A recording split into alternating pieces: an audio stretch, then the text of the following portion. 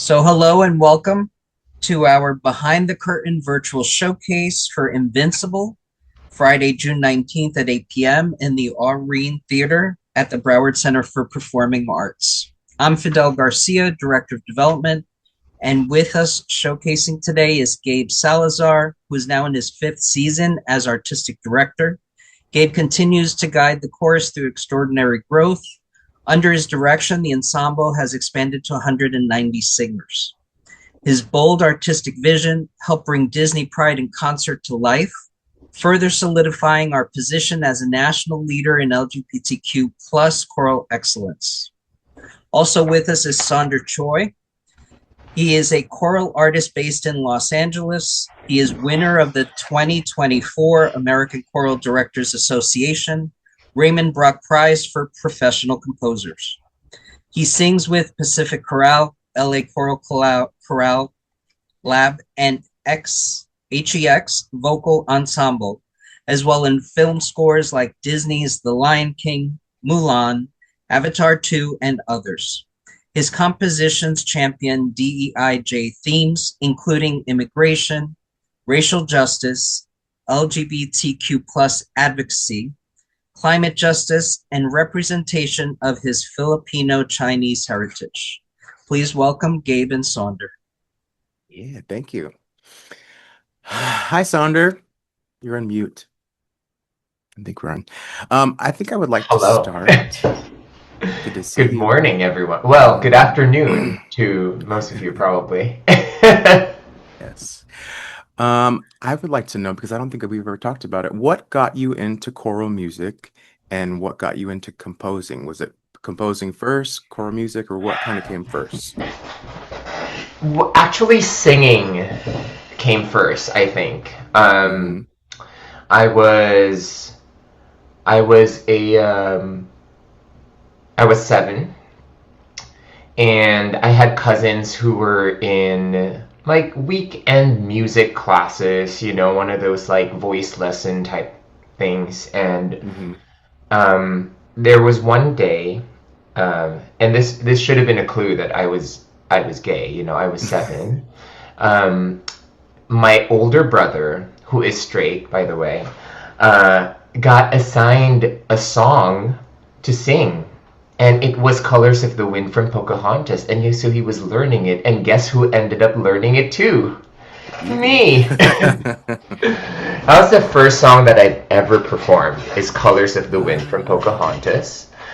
And then my parents heard me sing, and it just turns out that some of my cousins were also in like music classes, music school, and so my mom enrolled me and my brother to music school, and then I took onto it. My brother, I think, quit after a year or so. He didn't really like it, but I took onto it, and that then led to singing in choir. I was in fifth grade, I think, when I first joined choir, and then that led on to singing.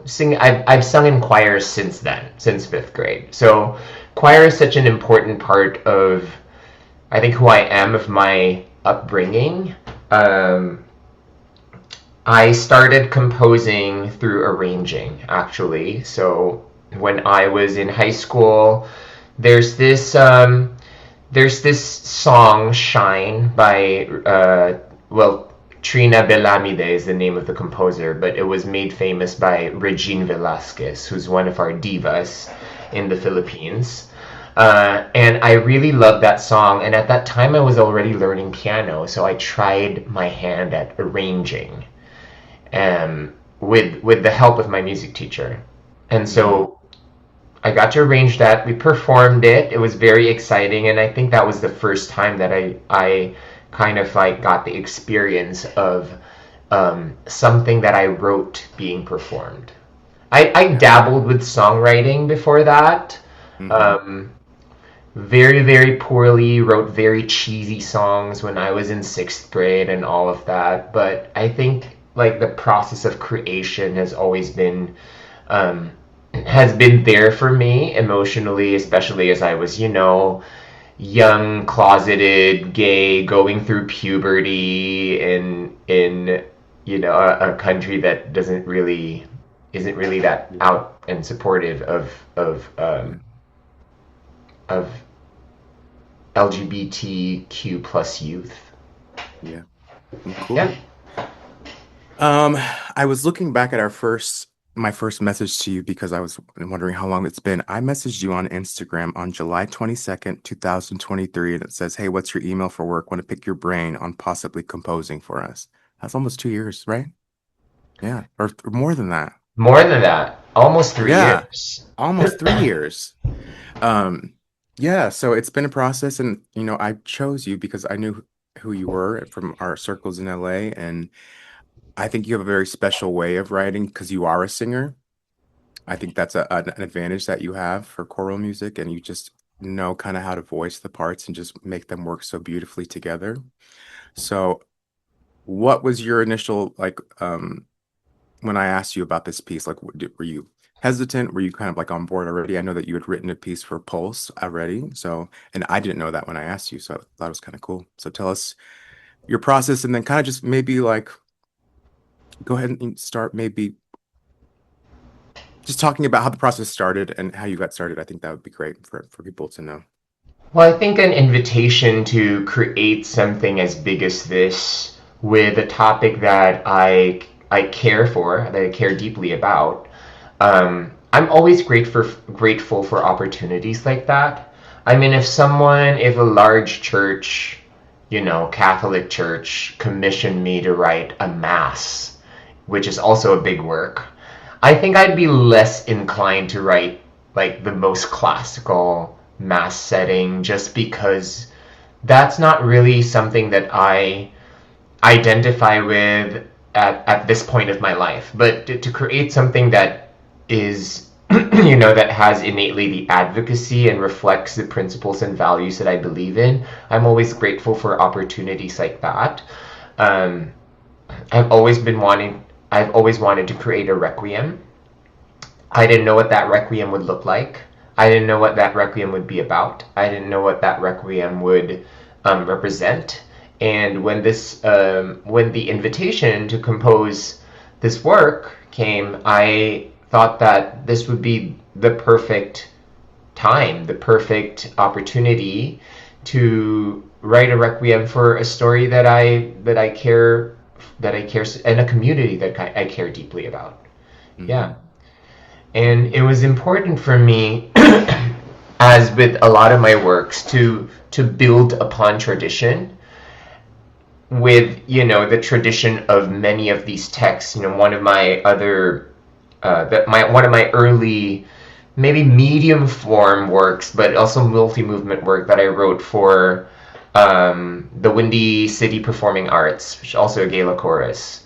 I wrote a piece about trans trauma and retribution with them, with one of the poets actually that is featured in Amor Eterno. Amir Rabia wrote the text for that one. Wonderful. Yeah, and that was way back in 2019. And the title of that work is called Verum Corpus, which is from the tradition of choral music of the Ave Verum Corpus in choral music, the Hail True Body, right? But instead of the true body being about Christ, it's the true body in a sense of what does the trans community think of what their true body is, what does true body mean to them. And so the piece is titled Verum Corpus, which a lot of people think is about Ave Verum Corpus, but it kind of I like this idea of taking choral traditional elements and kind of reimagining it to fit a more universal audience. And so for this one, it was important for me to create a requiem that focused on what we are feeling at the moment, of what our community is feeling at the moment, while acknowledging the loss. And so that's why I leaned heavily on the Brahms Requiem as the blueprint for this particular requiem, because at its time, the Brahms Requiem was written in the 1800s.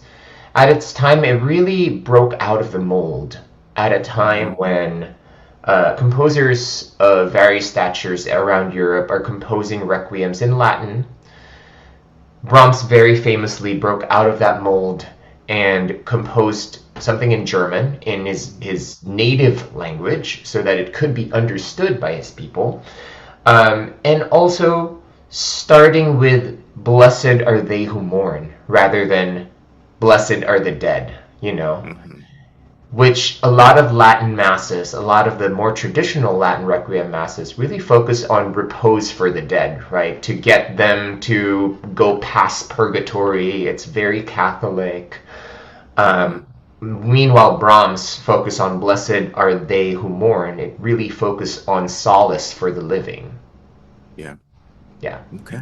Yeah, that was one of my favorite parts because, when planning something like this, we always think about our audience and we didn't want it to be so depressing and just a downer, honestly, but we wanted it to be something that would give hope and be uplifting, but also at the same time paying tribute to those who we lost, but also those who are still here fighting. So what would you say? Did you have inspiration right away? What's your process like when you start composing? Is it obvious lyrics, or do you have something in your mind already? Or what was going on through your head? So I started this work by contacting some of my favorite poets, LGBTQ poets who I've worked with before. Some I've worked with before, some I haven't worked with before. So out of the four, I've only worked with Brian Sonia Wallace and Amir Rabia in the past, and we've done a lot of works together. Leo Herrera is someone I've been wanting to work with just because of his notoriety and just his, he's quite a name in the gay community. I mean, he writes about cruising and he has these manuals on cruising, and I read his Substack and all of that. So, and I know that he had written text for the New York City Gay Men's Chorus. I think he's already written 2 anthems for them. Yes. Or one was already set. One was like a text that he had already written that Ash then set for the New York City Gay Men's Chorus. And then there was recently a new piece. So I know that he had experience writing text for gala choruses, and I really wanted to collaborate with him. And it was also very important for me to have a poet that's based in Florida. And so through Amir's recommendation, then Amir introduced me to Andrea, and then Andrea then hopped on board and was really very passionate about this project. And so first it was gathering the poets, and then it was studying the Brahms. So studying the Brahms, studying the text, really getting to doing a deep dive on what the themes are of each of the movement in the Brahms. Because if I'm using that as an architecture, I need to know what the themes are, what I'm playing with, and how then to reimagine these themes. What themes are universal to this work that was written, almost, 200 something years ago, something like that? Yeah. And that was, and then we started, kind of talking through. I had a meeting with some of the poets, discuss the arc of the Brahms with them, discuss the themes, and then had them kind of pick what movements they want to do. So the initial plan was for Leo Herrera to write the text for movements 1 and 7, because in the Brahms, movements 1 and 7 are famously the mirror movements. Yes. They're like, blessed are they that mourn and blessed are the dead. They're mirror movements. So Leo was supposed, but because Andrea in her process, she wrote a lot of text for movement 5. If I used the entirety of the text that she wrote for movement 5, I remember this. That would be its own cantata. So I really had to cut that down, but I noticed that some of the text in that movement really works for the final movement as well. So we decided to make the final movement kind of this collaboration between the three poets. Mm-hmm. But they wrote so beautifully. They played with the themes from the Brahms and really infused it with their own voice and with the story of Pulse. Yeah. Wow. Hmm. What would you what's been the biggest challenge in writing this piece? Emotions. Yeah. You know, some of the text, it really is very affecting. You know, How is that? one of the the first notes that I wrote was for movement 3. Mm-hmm. I wrote that entire the melody for the first for the for maybe half of the song. I was in Fire Island last July. I was with friends. The poetry came in. Mm-hmm. um, Amir's poetry came in.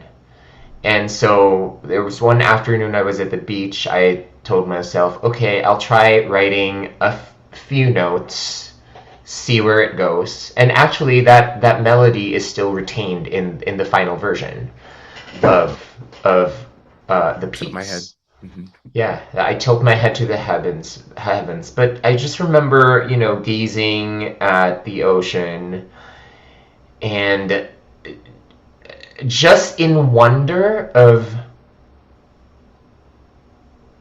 how potent and how visual Amir's text is, and how they are able to really,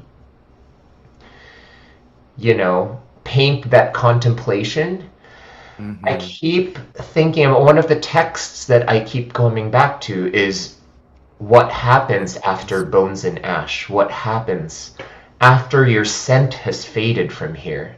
And what is it like to lose someone, and have their scent still be in the room? I remember when I lost my great grandmother, and I would, her room was right beside the piano in my grandfather's house. And so as a kid, I would be there practicing all the time. Um, and her scent is in the Mm-hmm. room. And so when she died, so what happens after your scent has faded from here? I think it's such a poetic line, and it almost Yeah. makes me want to cry, Mm. like talking about it now, of that level of vividness in Mm-hmm. talking about loss, in contemplating loss, the loss of someone. Um, and so just sitting with the text and trying to extract the emotion from it, that was difficult. I felt like I Mm-hmm. needed to get past that to really write the music and to not Mm-hmm. be so affected. Um, I also remember watching documentaries, the Pulse 49, I forget which documentary, 49 times I think it's called. Mm-hmm. Oh my gosh, I cried so much. I was copiously taking notes while watching the documentary, but I found that very difficult. One of the moms said, I would hug and kiss him until I ran out of hugs and kisses, and that just broke me. That Yeah. line just absolutely, absolutely broke me. I could not stop crying. Yeah. Yeah. Yeah. Yeah. I think I I have to say that I think movement number three is my favorite. I mean, they're all so wonderful, but like that one as well is just get goosebumps or cheer up every single time we do it.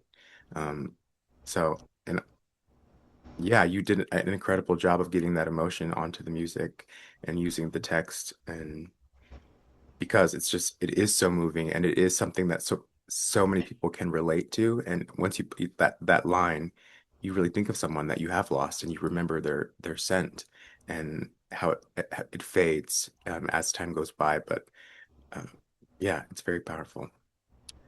Yeah. Um, And I think also the like painting the arc from grief to comfort. Hmm. Um, I really set out an intention to create a work that's respectful, but that also doesn't diminish our queer joy. Because at the end of the day, I think nightclubs, gay bars like Pulse, Hmm. it's a sanctuary for us. It was very important for me to have that dwelling place. The movement 4 of the 4/4. Brahms is how lovely is thy dwelling place, O Lord of Yeah. hosts. And for us to paint that dwelling place as the gay bar, Hmm. that place as our sanctuary, as the place that we gather to be together, going back to the 50s and 60s, especially the 60s, in times where we couldn't gather anywhere else. Yeah. But if you think of Stonewall and how that became a gathering place, I feel like the gay bars or the Castro, when Harvey Hmm. Milk was assassinated, of these neighborhoods and these gay bars being our dwelling places, how to reflect the queer joy that these spaces brought us Hmm. while also being respectful of the grief that was caused by the incident. I think that was another challenge for me. Hmm. Um, Yeah.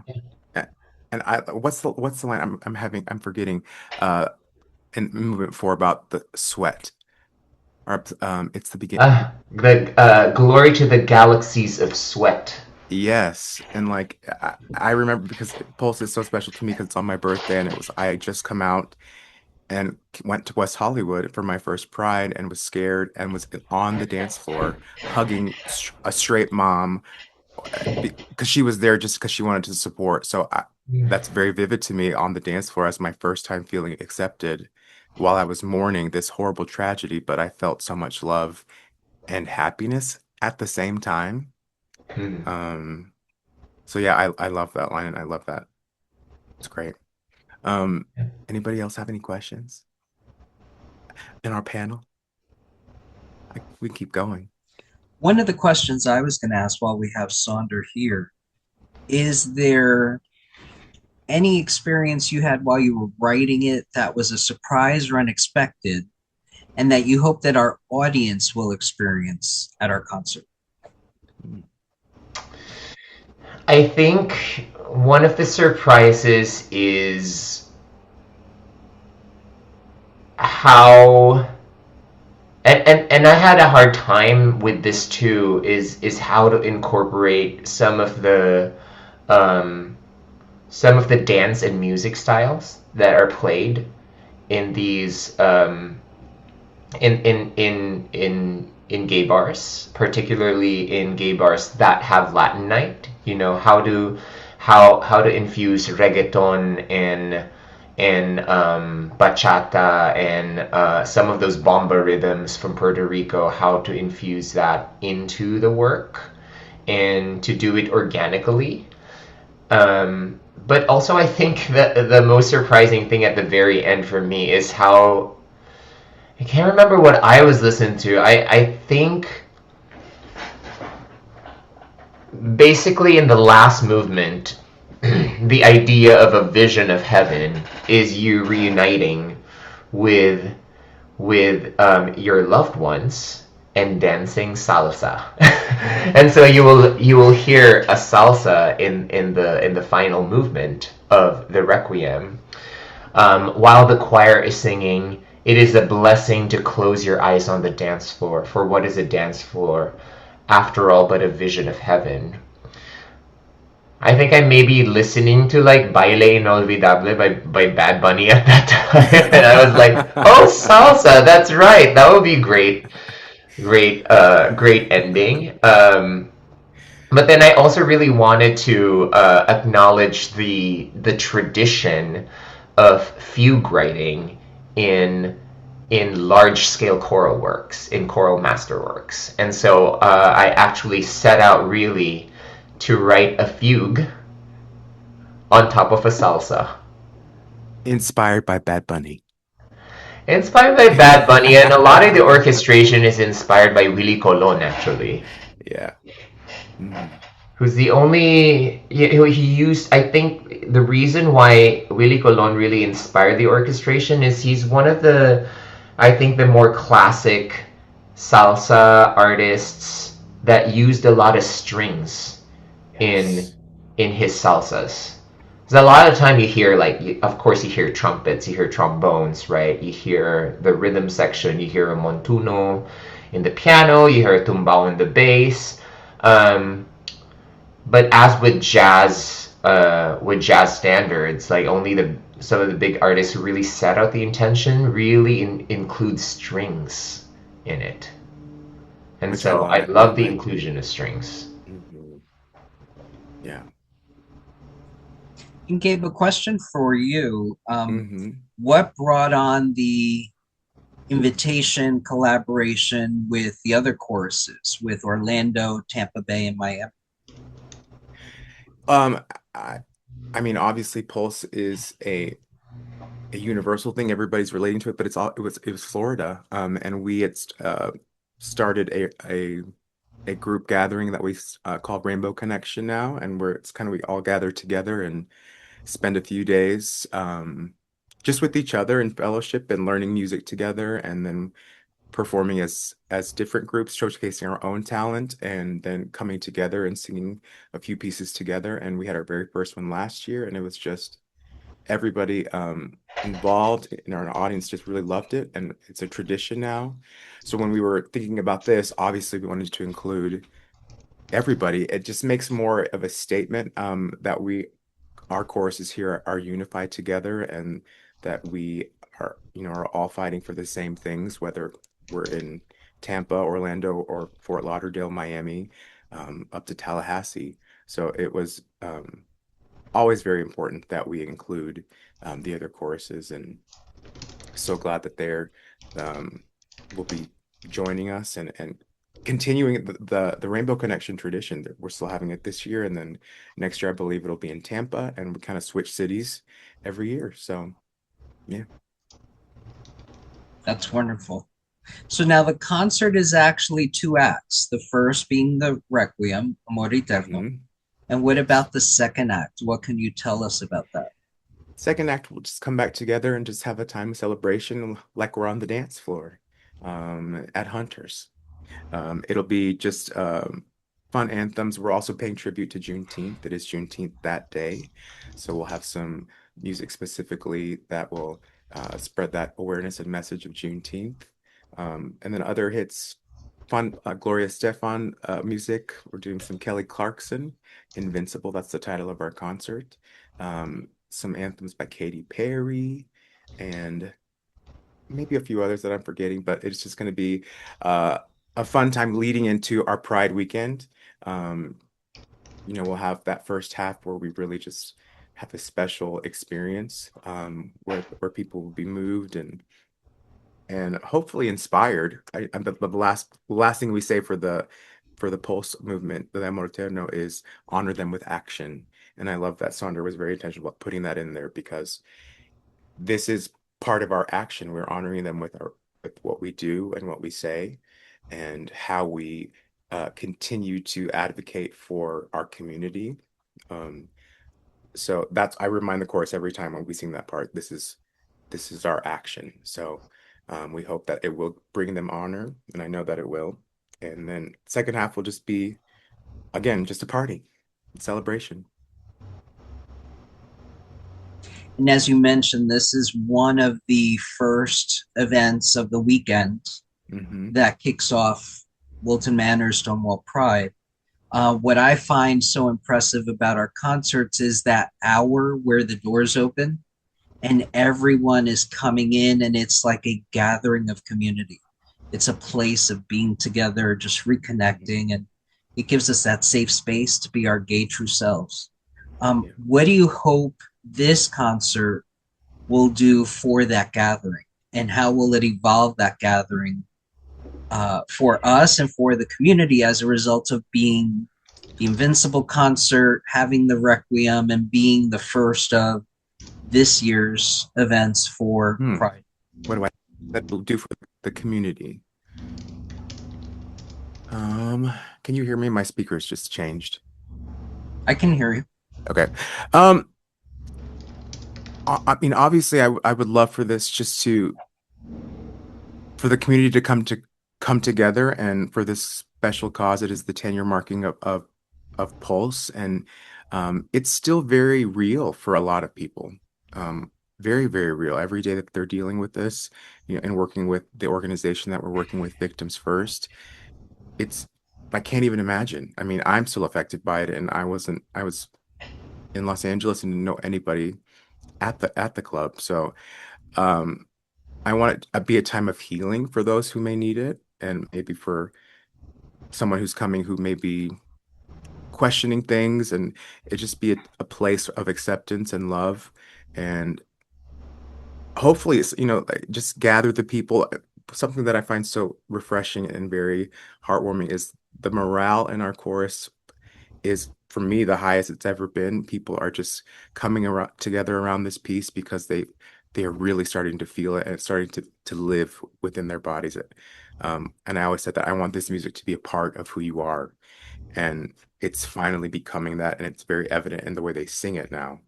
Um, so again, I just want it to be a very special weekend that just embraces everything that we are, and as a chorus, as a community, and just to keep on going. And you mentioned Victims First. You want to share a little bit about how we've been engaging with them for the concert for both our guests on this showcase, Yeah. but also for those who will watch the recording. hmm yes, we've been, as Saunder said, we've been very intentional about how we approach this piece. We want to be, it's a very sensitive subject. So we reached out to this organization who they are a group of survivors who have kind of come together, and now they advocate for obviously the Pulse survivors, but also other people who have been affected by events like this. So we've been going back and forth and still going back and forth with them, making sure that, can we say it this way, or how can we make sure that we approach the subject without being offensive to those who are still here. And they've just been so wonderful and guiding us along the way, so that we make sure that we do respect those, and still give the honor to those that deserve it. And in the process, they've just become, for me, talking with Zachary, just become a friend, and just kind of conversing back and forth and kind of getting to know him a little bit better. And we're inviting any survivor or anybody who was related to that event to come be our guest for that evening.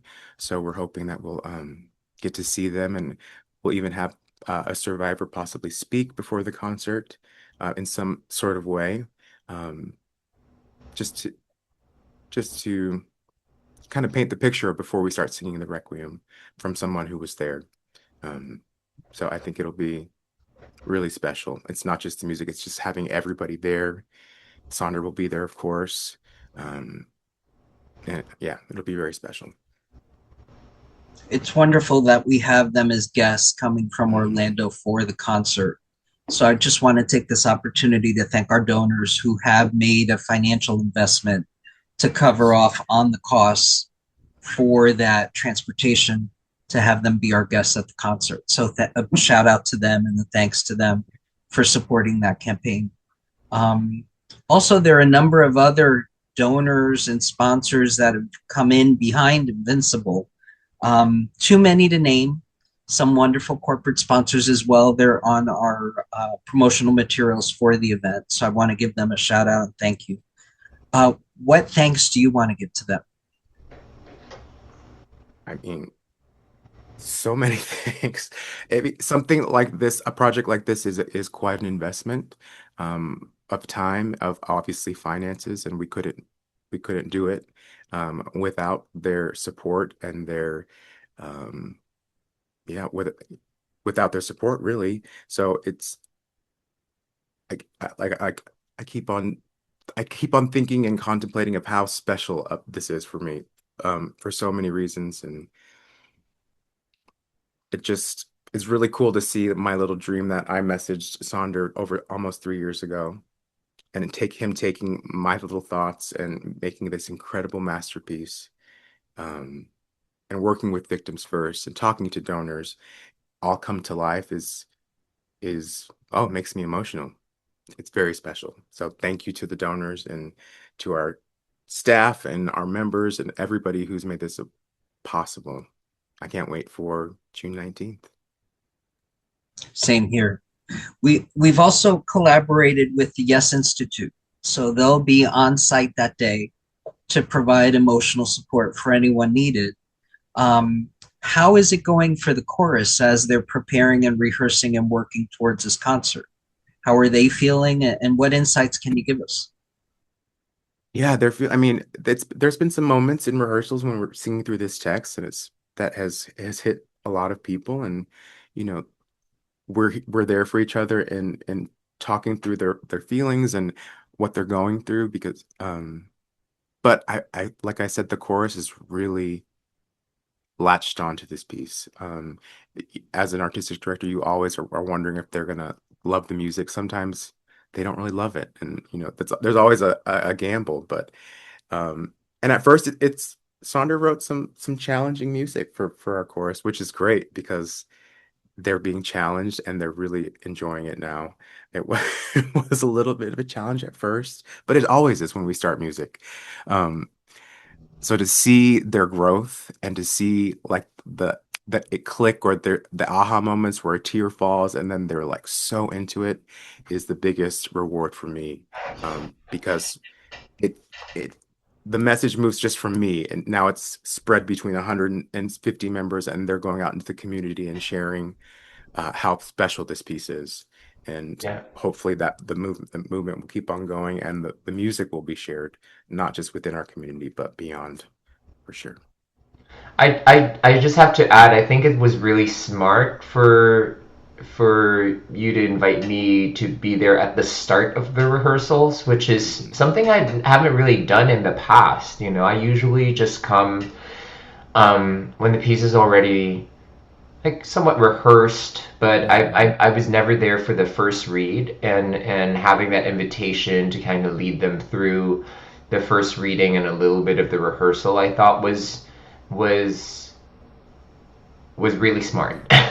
Well, thank you. Yeah, I thought it would be very important to have you there, because I mean, it came from you. So, uh, what better person to explain it and talk through the chorus than you? So, thank you for being there. One last question from me before we open it up to others for questions. What one word comes to mind for you when the audience leaves the theater that night? What do you want them to think? What do you want them to feel? What do you want them to say? One word. Or a sentence. I won't Okay. I won't keep it in one word. Same for you, Saunder. What do you want folks to feel, think, or say when they leave the theater about the concert, about the Requiem, about your work?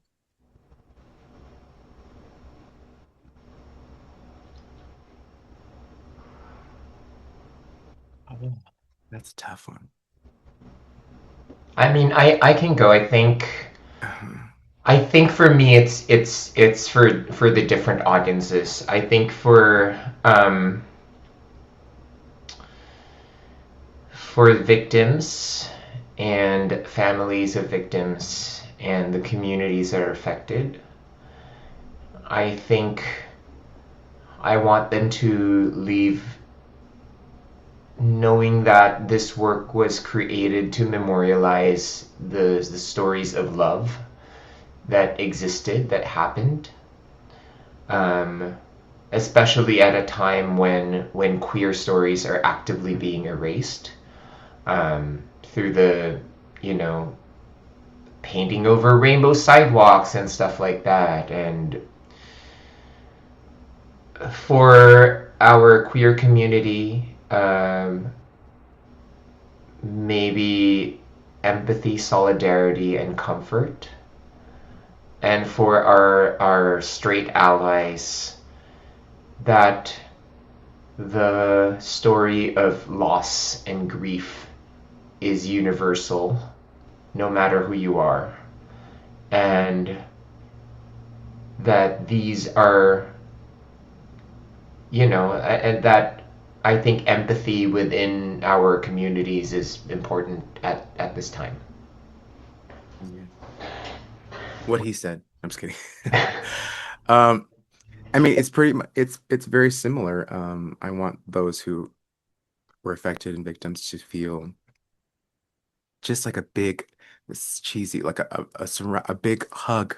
Like I want to hug every single one of them and let them know that this is coming from here. It's not just another piece of music. It's a a very long time dream, and this is a way that I'm honoring. This is my action, um, to show my support, just in a little way, for our queer community. Again, just empathy is a great word.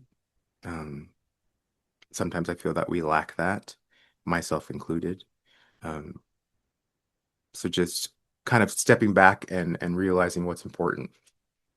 And to our straight allies, I would hope that it would bring some kind of inspiration and change, um, as they go forward, to be more vocal about issues like this, especially in Florida. We're going through crazy times that you wouldn't think that would happen in 2026. So, we often get so bogged down by what's going on in our own life that we forget that there's a lot of things that are happening that we could be more vocal about, and I'm including myself in that. So I hope that I take this experience and use it to spread awareness for our community.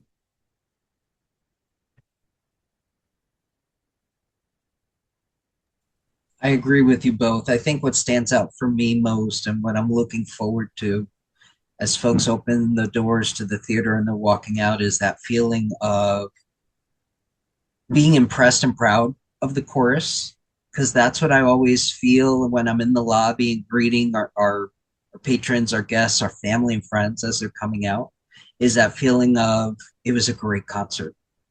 Um, that sense of community that is achieved when we come together at the concerts or any of the events that we're at.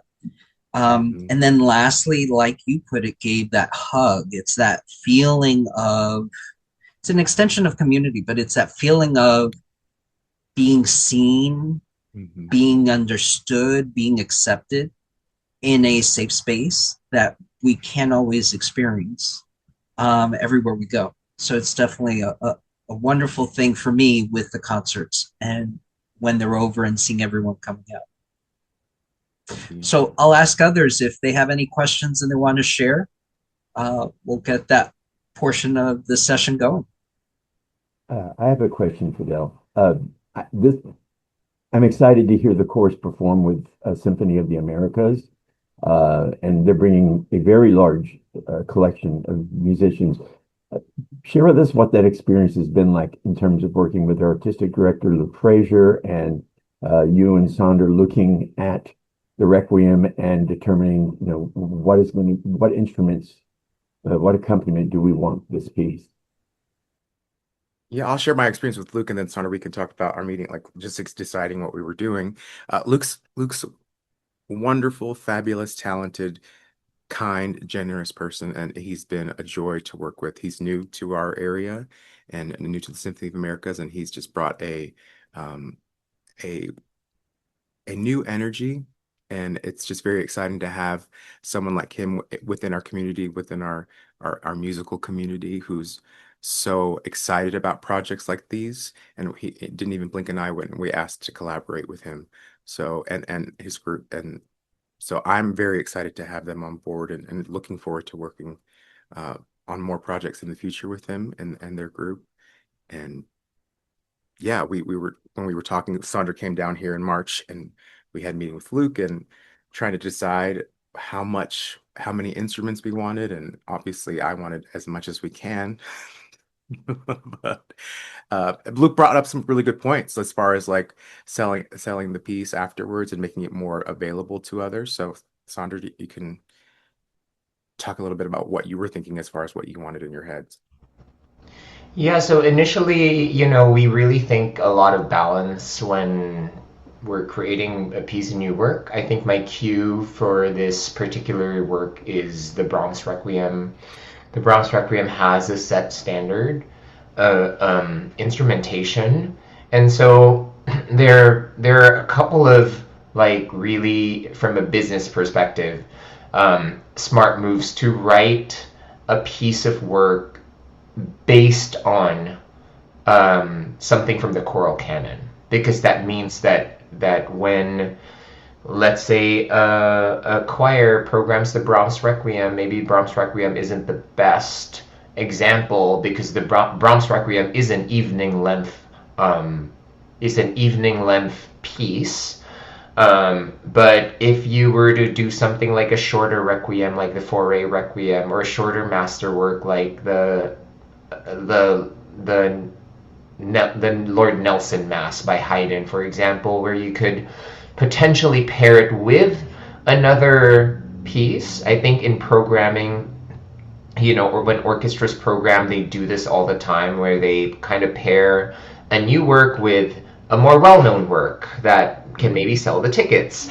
And so basing the instrumentation on something like that would work well. So initially, I definitely based the instrumentation on how large the size of the orchestra is for the Brahms. However, the bigger your orchestra is, of course, the more money you need to hire these musicians. And thinking of the longevity and performability of the piece, I think like reducing the number of players. So I think we reduce the number of players from double winds to single winds, and then we reduce the brass count significantly as well to kind of balance out how many string players we can hire out. And so coming up with this chamber orchestra version is I think a good move, economically a good move for folks to be able to program it in their individual choruses someday without it being so much of a financial burden to do so. It's also not uncommon for large works like these to have multiple iterations of the orchestration. Like if you think of Fern Hill by John Corigliano, for example, he has a version that is just piano and strings all the way up to a full symphony orchestra. So he has a chamber orchestra version as well, and then a full symphony orchestra. For this iteration of Amor Eterno, I thought that a chamber orchestra would give us the colors that we need, and then perhaps at a second performance of the piece, then the orchestration can be reduced or expanded based on the capabilities of various choruses. Like I know the Atlanta Gay Men's Chorus has a collaboration with their symphony yearly, and so does the San Francisco Gay Men's Chorus has a collaboration with the San Francisco Symphony yearly. And so those are opportunities, I think, if there are collaborations with their symphonies, their local symphonies, then I think that would be an opportunity to expand the orchestration. But at the end of the day, I think it's balance. The more singers there are, the bigger the orchestration will be, I think. And the less singers there are, I think the less instruments.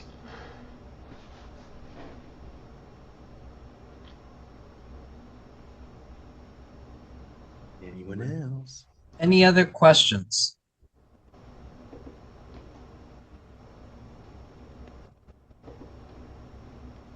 Well, if there's no other questions, thank you both, Gabe and Saunder, for joining us. Thank you to our guests as well.